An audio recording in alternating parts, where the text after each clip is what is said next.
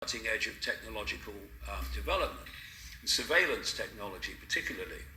So what we have is a Gaza border fence that is just about the most surveilled and defended border fence in the world. And as some former IDF troops said at the time of October the 7th, when we were defending the border fence, if a cockroach or a bird came close to it, we would know.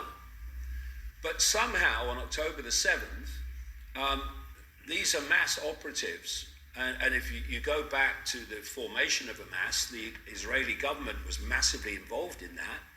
They wanted to create an opposition within Palestinian society to the Palestine Liberation Organization of Yasser Arafat, the PLO. So they were fundamental in the creation of Hamas. And suddenly we're asked to believe that the most defended border fence in the world was breached in multiple places by these Hamas operatives. And then there was no challenge to them for a ridiculous amount of time while they did what they did. And of course there are other things that were done by the Israeli army which have come to light as well. But the black and white,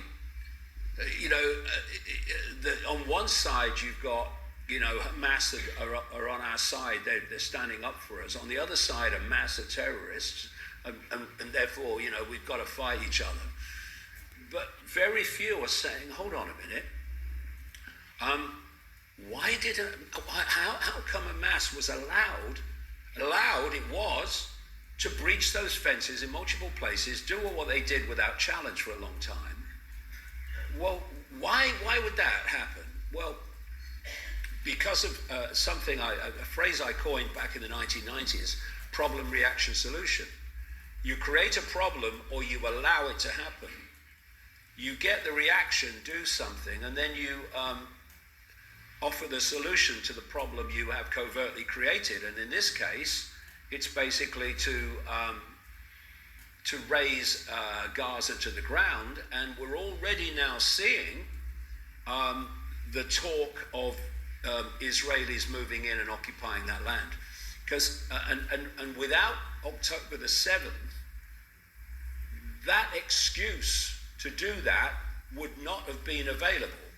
Now, so this is what I mean when I say to understand how the world works, we have to get out of the black and white and into the shades of grey, because that's where the truth always lies.